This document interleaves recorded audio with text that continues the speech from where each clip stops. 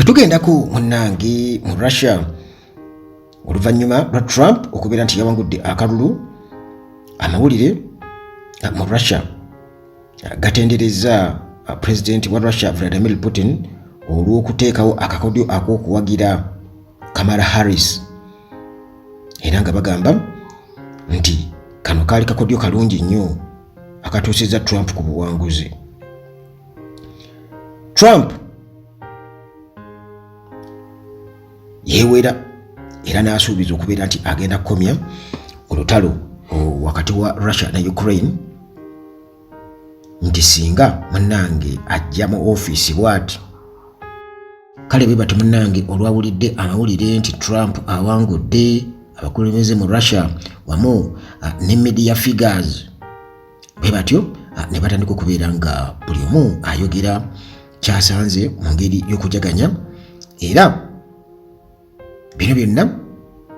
byabaddiridde okuwangula kwa Trump 2024 presidential election mu America, nti awangudde kale katulabe kye yasuubiza akiteeka mu nkola. Era omu ku baweereza ku TV eya Russia ba presenters ayitibwa Dmitry Solov, ono yagambye nti ye bw'alaba ebintu nga bigenda mu maaso nti ku nsi waliyo ekifo kimu embeera gyetandise okubeera nga ekaawa oba abantu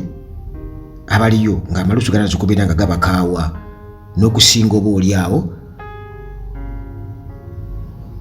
headquarters eza Kamala Harris essaawa eno ekiriyo nti bawanguddwa, naye n'agamba ate ku sayidi ya Trump ofiisi ye muganda wange embeera erabika okusinziira ku bye baasuubiza etandise okubeera nga ebakayirira. N'agamba nti mu Kyiv mu Ukraine nayo considerations nyingi bye balina okutunulamu oluvannyuma lwa Trump okubeera nti yawangudde, nti Trump okuwera nga bagenda okukomya olutalo wakati wa Russia ne Ukraine, biki byagenda okubeera nga akola, era bino bisooka okubeera nga byeraliikiriza nnyo Ukraine kubanga America ebadde nsaale nnyo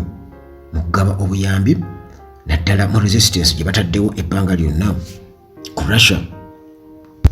Era mu ngeri y'emu mu kuteeka Trump ku nninga nti balindirire balabe omu ku bamulungulizi b'ebyobufuzi mu Russia, Julia Davis, yategeezezza n'agamba nti Trump asigaze essaawa 24 okukomya olutalo olwa Ukraine, nti munnange Donald Trump essaawa eri mu kubala, akalimi kali mu kubala. N'agamba nti kino Trump kye yasuubiza. Abamu nga bagamba nti Trump yandyekanga nga munnange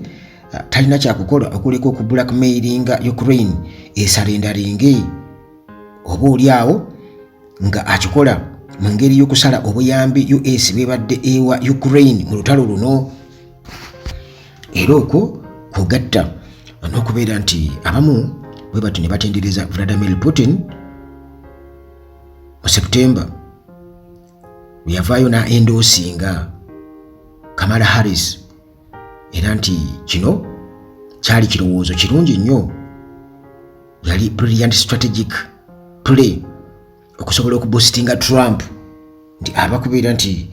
ate alaze nti awagira Trump butereevu oba oliawo ekyo kyalisaze ku buwagizi bwe, naye yavaayo n'awagira Kamala Harris nayeeyisaako. Kati ekyo munnange bannamawulire mu Russia bagamba nti kyali kyamagezi nnyo okukolebwa Vladimir Putin munywanyi we okusobola okubeera nti alya oba president. Trump muzimu ku kampeyini ze yavaayo n'agamba nti munnange agenda kukomya olutalo olwa Ukraine mu lunaku lumu lwokka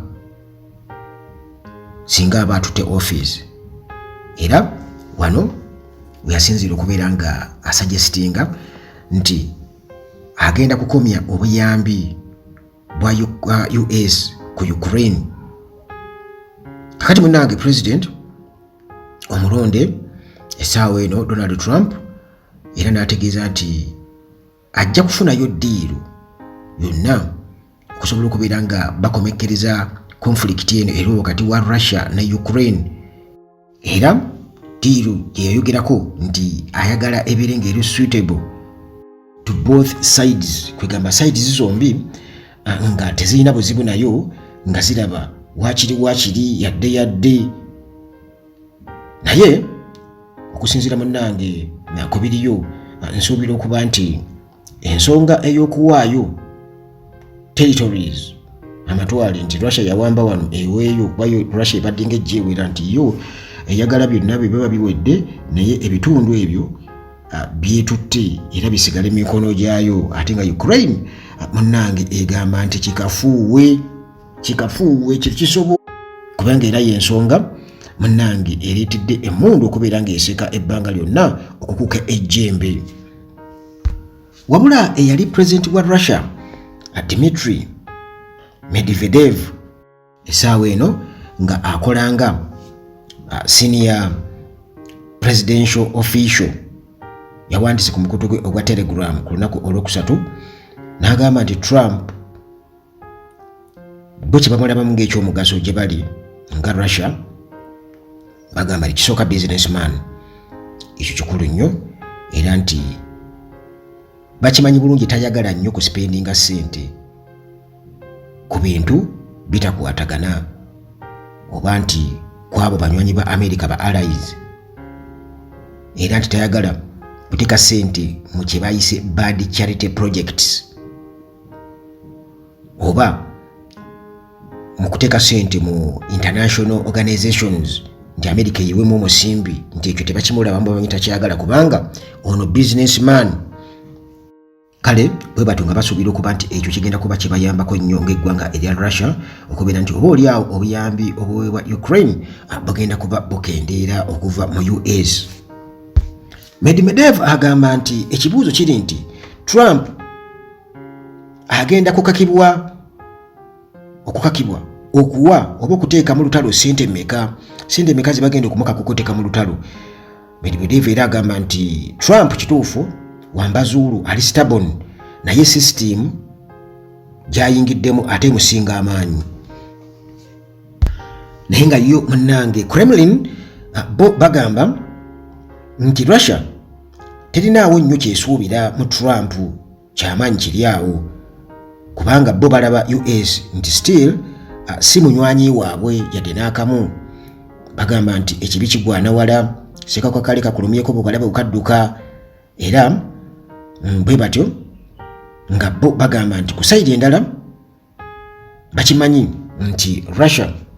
ne America kituufu kiri nti bano tebalima kambugu, era tebasobola kubeera nti bateeka essuubiri baba n'essuubi ddene nnyo mu Trump. Kati Trump awangudde era kaakati agenda kuba buli kimu alagira bulagizi mu favor yaabwe. No, bakimanyi nti US eri unfriendly gye bali, ate nga system munnange yamaanyi nnyo okusinga Trump, newankubadde nga Trump wambazuulu naye munnange system gyakoleramu already ya designingibwa dda, talinaawo kinene kyawo nnyo kyayinza kubeera ng'agikola kubeera ng'agikyusa. Kremlin spokesperson Dmitry Peskov ye mu bigambo bye yagamba nti munnange tubadde nga tujja tubategeeza nti US esobola okukola omulimu omunene mu kukomekereza olutalo olu wakati wa Ukraine ne Russia, naye kino munnange kinaabaawo, bwe kiba kinaabaawo tujja kulaba oluvannyuma lwa Trump okubeera nti alayizibwa mu January. Ate ye munnange president wa Ukraine Volodymyr Zelensky ono naye olwategedde nti Trump awangudde n'awandiika obubaka ku mukutu gwe ogwa X obuyozayoza Trump ku buwanguzi, era ono mwe yasinzidde mu bubaka okubeera nga ajjukiza bye babadde bayitamu ne US n'obuwagizi bwonna bwe badde bawa mu defense effort. Era yagambye nti nsiimye nnyo President Trump mu mbeera ey'okuzzaawo emirembe n'okuteekamu amaanyi nti ensi munnange etebenkera. bw'atyo president wa Ukraine bwe yawandiise ku lunaku olwokusatu era n'agamba nti kino kikimu munaye ku principle eyinza okubeera nga eteekebwa mu nkola okubeera nti emirembe gibukala mu Ukraine oba okusemberera emirembe.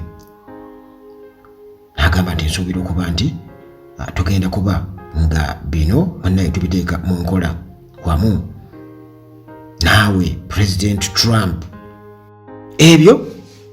munnange tusigadde kubiraba anti campaign ziba campaign. Omuntu asobola okwogera byayogedde byonna n'ayogera mu kusuubiza naye okuteekesa mu nkola muganda wange okubiteeka mu nkola kubanga era batutegeezezza nti system eya America ate yo munnange y'amaanyi nnyo ku Trump, nti Trump asobola okubeera n'embazulu naye system y'amaanyi nnyo. Era Russia nekakasa nti tebalina nnyo kyebasuubira, tebayinza kuddaawo kubeera nga basuubira